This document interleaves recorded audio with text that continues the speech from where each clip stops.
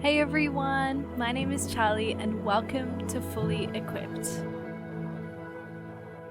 Today we get to start reading Paul's letters with Galatians. This is probably the first letter Paul wrote after his first missionary journey, but before the Jerusalem Council. And this letter packs a punch. Paul's words are full of emotion and anger. Why? Because a spiritual crisis has come to the church in Galatia. Paul first brought the gospel to this church on his first missionary journey. But now that he's gone, false teachers have arisen and begun to lead the congregation away from the truth, probably to gain favor in the eyes of the Jews.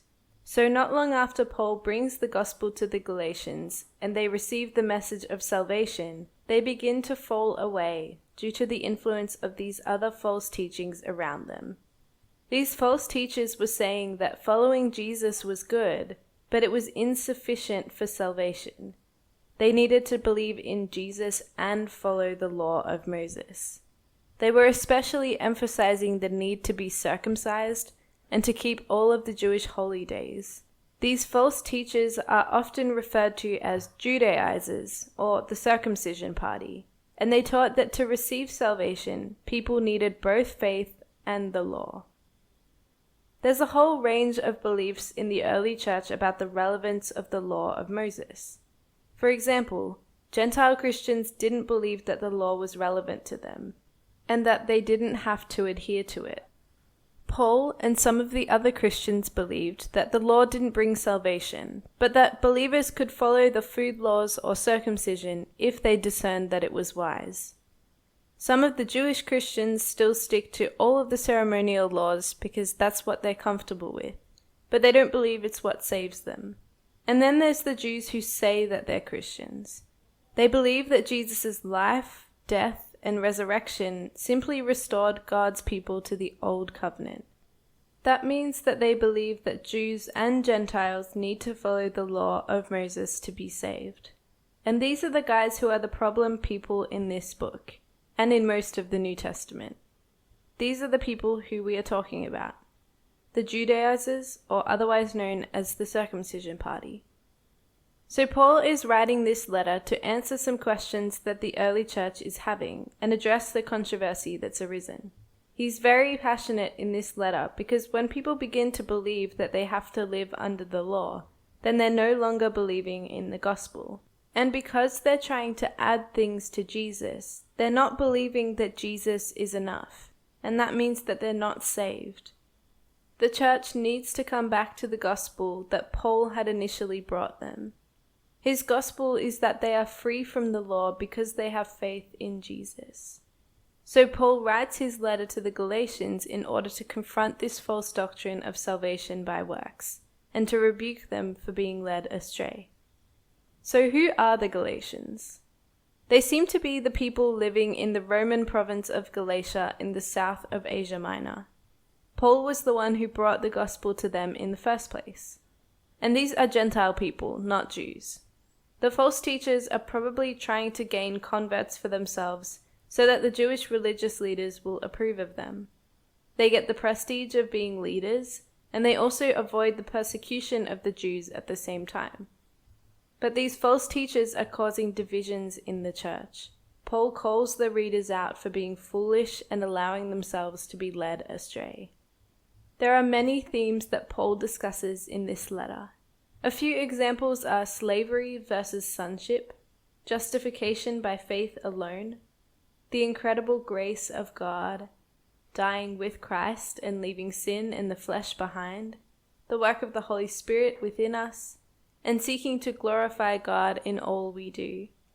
It's a really beautiful and impactful book, and so I would encourage you to be asking God for greater transformation in your own life as we read through this book. So, in summary, the main idea of the book of Galatians is that believers are made right with God through faith in Jesus. They are no longer slaves to the law, but set free from it to live by the Spirit. In chapter 1, Paul begins to explain to the Galatians that they cannot accept any other gospel than the one Paul himself brought them. Paul seems to have left them not so long ago, and now others are arising within the church and preaching a gospel of salvation by works, like circumcision. Paul also explains his own history with receiving the gospel, so that they understand that the gospel he brings is authentic and verifiable. This chapter might initially seem a little bit irrelevant to us today, but it's also a good reminder to us to evaluate what gospel we're listening to, and who we're allowing to shape our understanding of the gospel. Paul shows how dangerous it can be to stray away from the truth. So in the first 4 verses, Paul opens with a greeting. This is a typical part of the structure of almost all of the New Testament epistles. You might be tempted to skip over these parts, but they often reveal a lot about the author, the church, and why the letter is being written. For example, in his letter to the Galatians, Paul doesn't praise the church at all, or offer any thanksgiving for them, like he normally does. That highlights that Paul is not really very pleased with what's happening in this church. He also stresses to them that he's an apostle, not from men or through man, in the sense that he received the gospel from God himself. He didn't hear it secondhand. That gives him a lot of authority. From the very first sentence, he's showing that these false teachers have no claims against him. They might suggest that he's not a true apostle, but he's been commissioned by God himself.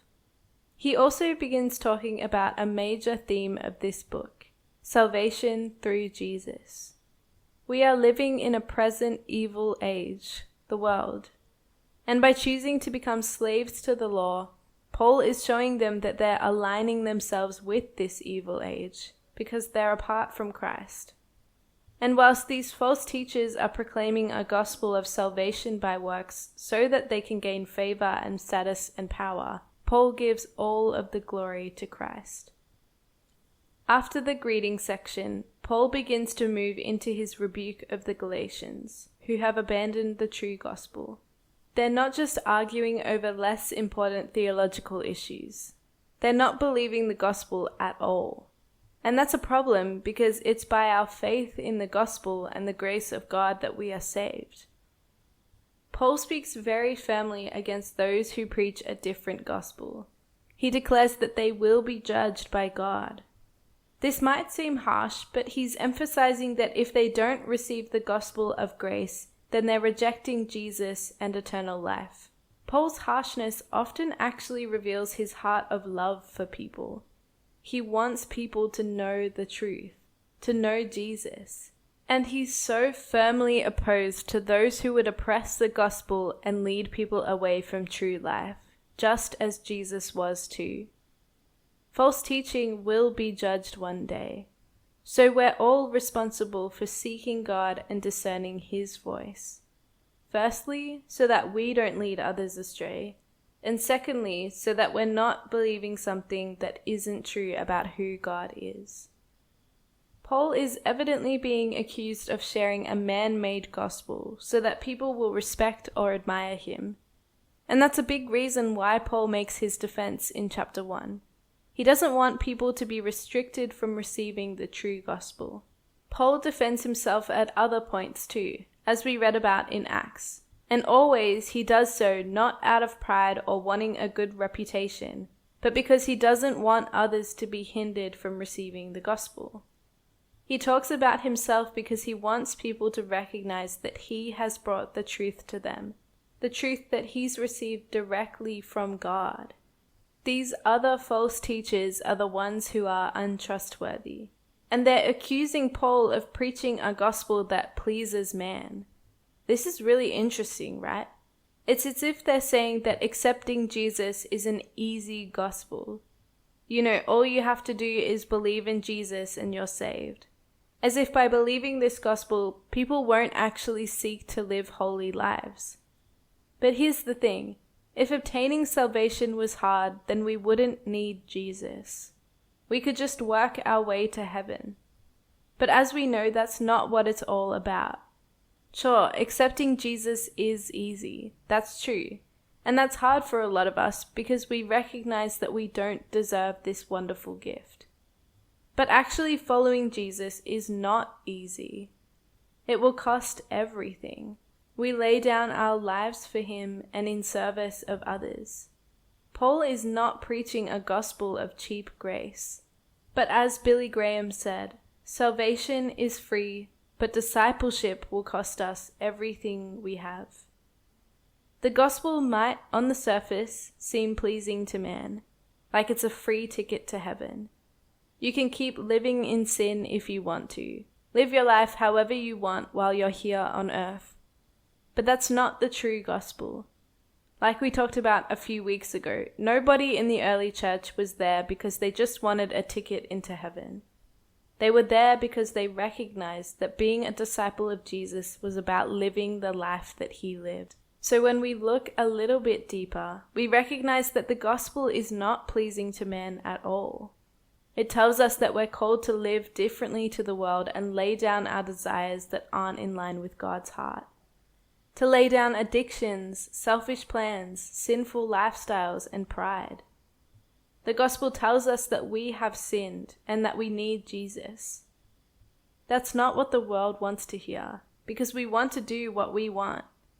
But that's why Paul warns against false gospels so strongly, because judgment is coming. The reality is that chasing our worldly pleasures and rejecting the grace of God might give us some fun now, but we're denying ourselves eternal blessings in the future. Here's what Dietrich Bonhoeffer says about costly grace, or in other words, truly accepting the real gospel.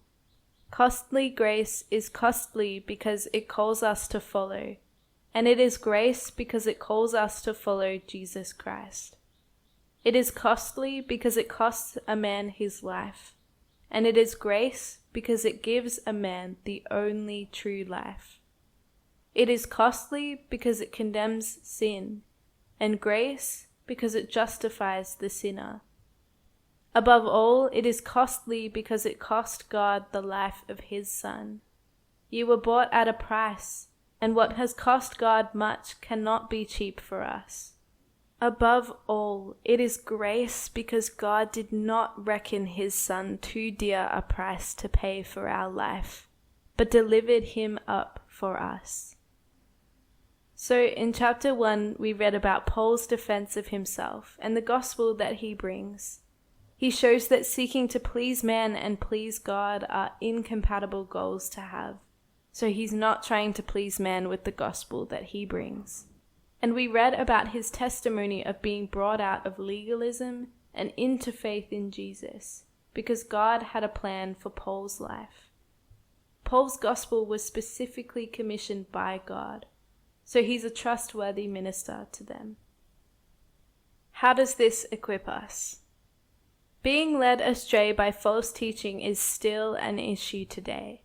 Many people believe a false gospel because a supposed prophet or angel or other man of God revealed some new gospel to them. Religions like Mormonism are a good example of this.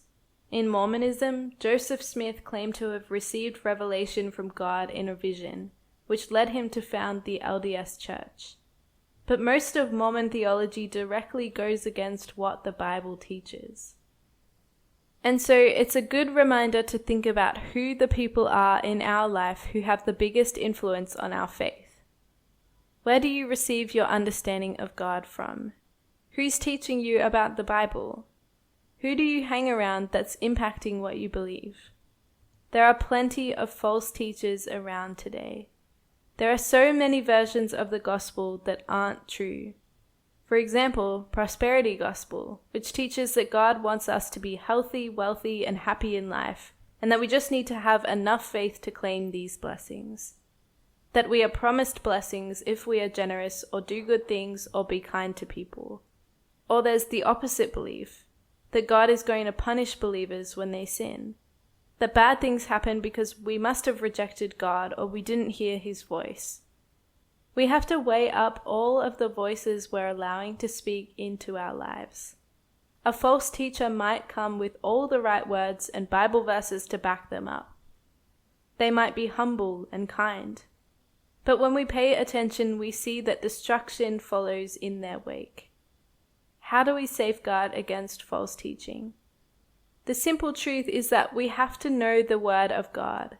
By praying and studying the Bible and seeking revelation from God, who loves to grant wisdom to his children, we have to know what we believe and why we believe it.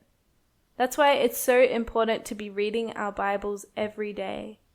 It's not a legalistic thing, it's a wisdom thing. And we also have to be people who pursue holiness. False teachers tell us what we want to hear. They tell us that it's good to pursue sinful things. So we have to be devoted to purity in thought and word and deed. So in avoiding false teachers, let's be people who study God's word, know it inside and out, and pursue God rather than the world, because in His grace we find true life.